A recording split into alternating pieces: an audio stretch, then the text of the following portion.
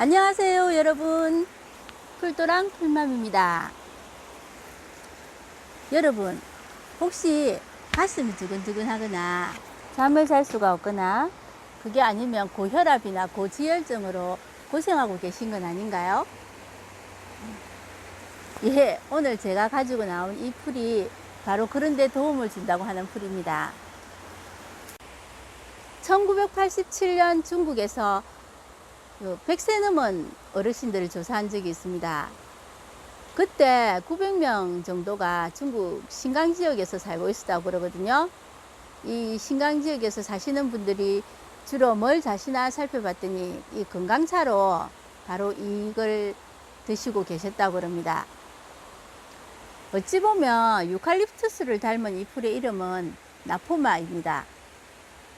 나포마는 중국 길림성에서 신강 또는 내몽골, 백두산까지 많은 곳에서 자생하고 있는데 그 중에서도 신강 지역에서 자생하는 게 제일 효능이 좋고요. 그리고 나포박 지역에서 많이 나기 때문에 이 이름이 나포마가 된 것입니다. 이 이름에 마자가 들어간 것은 여기 이 나포마 줄기에 있는 섬유소를 가지고 천을 만들기 때문에 그런 것인데요. 제가 지금부터 이 나포마에 대한 것을 좀 더 자세하게 알려드리도록 하겠습니다. 지금 보시는 이것이 나포마입니다. 잘 살펴보시면 줄기가 이렇게 빨갛는데요. 이것은 홍나포마입니다.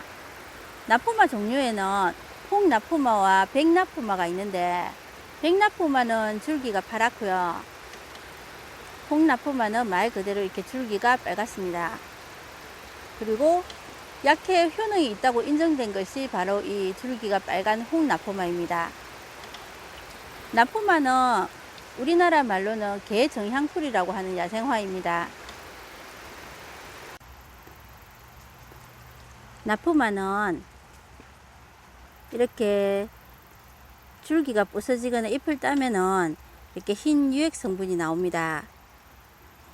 이 성분이 상처를 치료하는 데도 도움이 되고요.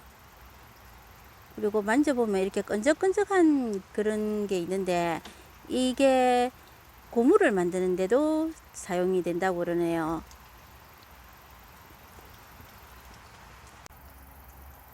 나포마는 협적도과의 식물입니다.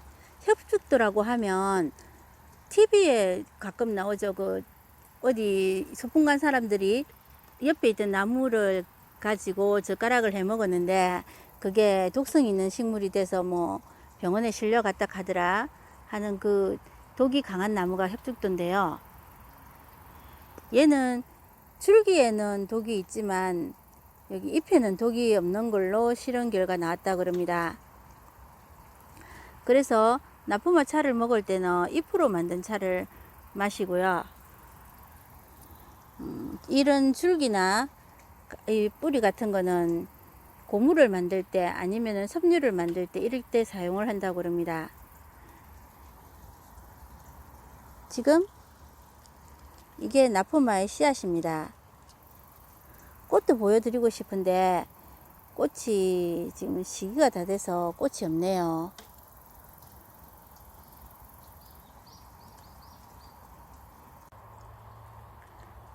나포마 재배를 생각하시는 분들을 위해서 제가 뿌리를 가져왔습니다.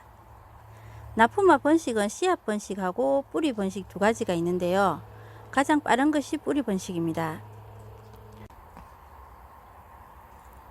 여기 보시면 뿌리에서 이렇게 순이 나고 있습니다.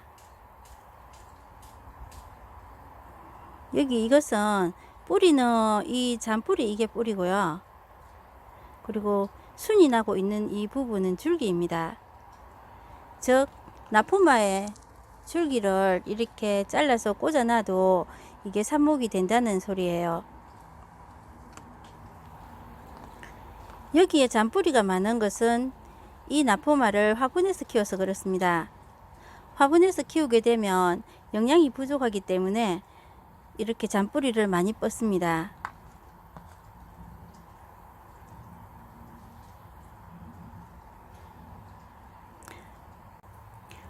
이것은 좀 전 영상에서 보았던 나포마 씨앗인데요. 제가 씨앗을 한번 까보겠습니다. 씨앗을 뜯는다는 게 씨앗을 찢어놨네요.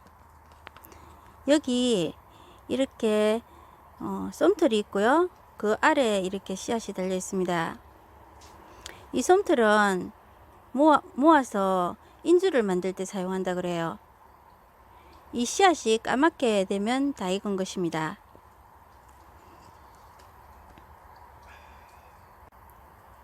아까 제가 나포마 번식을 할 때 씨앗과 뿌리를 같이 사용을 할 수 있다고 얘기를 드렸는데, 씨앗은 발화가 돼서 옮길 수 있는 데까지, 자라는 데까지가 한 6개월 정도 걸립니다. 그리고 이 뿌리도 마찬가지예요. 삽목을 해서 옮길 수 있는 데까지 자라는 데가 한 4에서 5개월 정도 걸리고요. 근데 그 묘의 크기 차이가 뿌리 묘가 씨앗 묘보다 좋습니다. 그래서 씨앗보다는 뿌리 가지고 삽목 번식하는 게 좋고요. 이 뿌리를 한 이 정도 크기로 잘라서 심으면 되는데, 이게 싹은 빨리 나는데 뿌리 나는 데까지가 보통 한 2에서 3개월 정도 걸립니다. 그래서 일단 삽목을 하게 되면 천천히 키우시는 걸 생각을 하고 삽목을 하셔야 돼요. 나포마는 2m 정도 자라고요. 꽃이 필 때 수확을 해가 말리셔서 사용을 하시면 됩니다. 이게 나포마 잎을 말린 것입니다. 나포마는 줄기와 뿌리에는 독성이 있다고 하는데 잎에는 독성이 없다고 실험 결과로 밝혀졌어요. 나포마를 차로 먹기 위해서는 한 4에서 8g 정도를 물 1리터에 끓여서 자시면 되고요.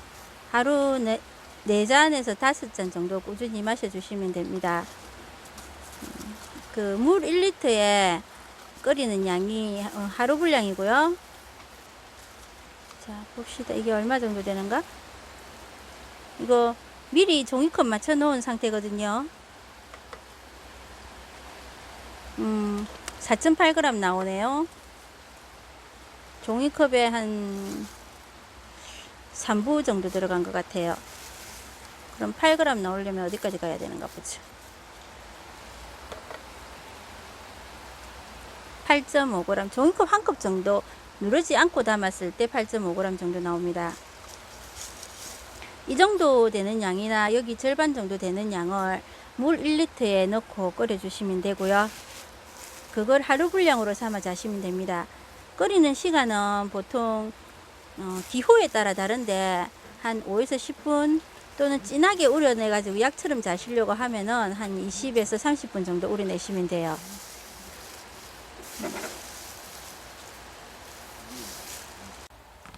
이 나포마의 줄기가 아까 습류가 된다고 제가 말씀을 드렸는데, 중국이나 일본에서는 이 줄기를 가지고 베개나 옷감 아니면 진구 같은 그런 거를 만든다고 그러더라고요.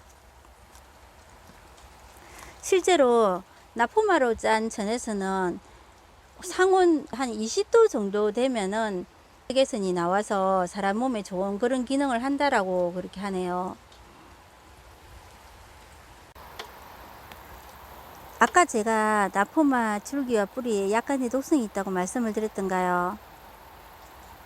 나포마 차를 마시게 되면 위장이 안 좋으신 분들이나 또는 몸이 찬 사람들 같은 경우는 복통이나 식욕부진 또는 설사를 일으킬 가능성이 있기 때문에 많이 자시지 않는 게 좋다고 그럽니다. 나포마는 우리나라 말로 개 정향풀이라고 그러고 학명은 아포시움 베네튬이라고 그럽니다. 이 이름 중에 아포시움이 개를 제외하다라는 뜻의 그리스어인데요. 이 나포마 자체가 개한테 독성이 있다고 그럽니다. 그래서 아포시움이란 말이 붙었다고 그러거든요.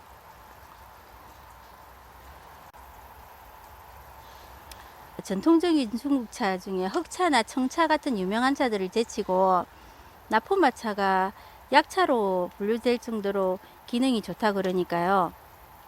기회가 되시면 한번 키워보시는 것도 괜찮을 것 같아요.